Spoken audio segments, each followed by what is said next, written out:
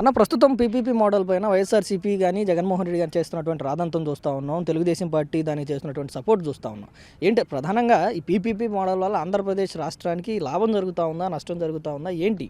ఇప్పుడు వీళ్ళ పరిస్థితి ఎలా ఉందంటే, వీళ్ళ అధికారంలో ఉంటేనేమో వాళ్ళు ఏది చేసినా కరెక్టు, వీళ్ళు అధికారంలో లేకపోతే కూటమి ప్రభుత్వం ఏది చేసినా తప్పు, గవర్నమెంట్ దోసుకు తింటా ఉంది, ప్రైవేట్ వ్యక్తులకు దోసి పెడతా ఉంది అని చెప్పి చెప్తున్న వీళ్ళు గతంలో మీ తండ్రి గారు ఉమ్మడి ఆంధ్రప్రదేశ్లో సీఎంగా ఉన్నప్పుడు ఎయిర్పోర్ట్ని ఎలా కట్టారు, అలాగే కొన్ని పోర్టులు కట్టారు, ఎలా కట్టారు?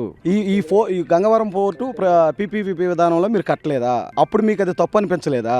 ఏదైతే మీకు కనీస జ్ఞానం లేకుండా మిడిమిడి జ్ఞానంతో పీపీపీ అంటే పబ్లిక్ ప్రైవేట్ పార్ట్నర్షిప్ లో ఏదైతే ప్రజలకు ఉపయోగకరంగా మీరు ఏదైతే మేము గొప్పగా కొన్ని హాస్పిటల్ కట్టేసాం, 30 కట్టేసాం, 20 కట్టేసాం అని గోలు పెడతా ఉన్నారు. ఒక్క హాస్పిటల్ కూడా ఇవాళ ఎక్కడా కూడా ప్రారంభించలేని పరిస్థితుల్లో మీరుంటే, వాళ్ళ కూటమి ప్రభుత్వం చేతిలోకి అప్పచెబితే, ఇంత క్లిష్టమైన పరిస్థితుల్లో కూడా నారా చంద్రబాబు నాయుడు గారు ఏదైతే పెన్షన్లు ఇస్తానన్నారో పెన్షన్లు ఇస్తూ, సూపర్ 6 పథకాలను అమలు చేస్తూ, ఫ్రీ బస్సును అమలు చేస్తూ, అనేక సంక్షేమ పథకాలతో పాటు మీరు గుంటల్లో ప్రయాణికులు ఆర్టీసీలో కానీ రహదారుల్లో కానీ ప్రయాణం చేయలేక నానా ఇబ్బందులు పడుతున్న తరుణంలో మీరు ఒక రోడ్డు కూడా పూర్తి చేయకపోతే ఆ రోడ్లు వేసుకుంటూ సంక్షేమ పథకాలు ఇస్తూ, ఏదైతే మెగా డిఎస్సీని ప్రకటించారో నారా లోకేష్ గారు యువకాలంలో మెగా డిఎస్సీని ఇస్తూ ఒక ఉద్యోగం ఇవ్వలేని పరిస్థితిలో మీరుంటే, ఆ ఉద్యోగాలు ఇస్తూ అభివృద్ధి చేస్తూ సంక్షేమం ఇస్తూ పీపీపీ విధానంలో హాస్పిటల్ కడతా ఉన్నారు. గతంలో చెప్పున్నారు ఈ పీపీపీ విధానం ఏంటి మీకు తెలియపోతే, గతంలో కూటమి నాయకులు కానివ్వండి, చంద్రబాబు నాయుడు గారు కానివ్వండి, పవన్ కళ్యాణ్ గారు కానివ్వండి, లోకేష్ గారు కానివ్వండి, గతంలో కూడా దీని గురించి మాట్లాడున్నారు. కొన్ని సంవత్సరాల పాటు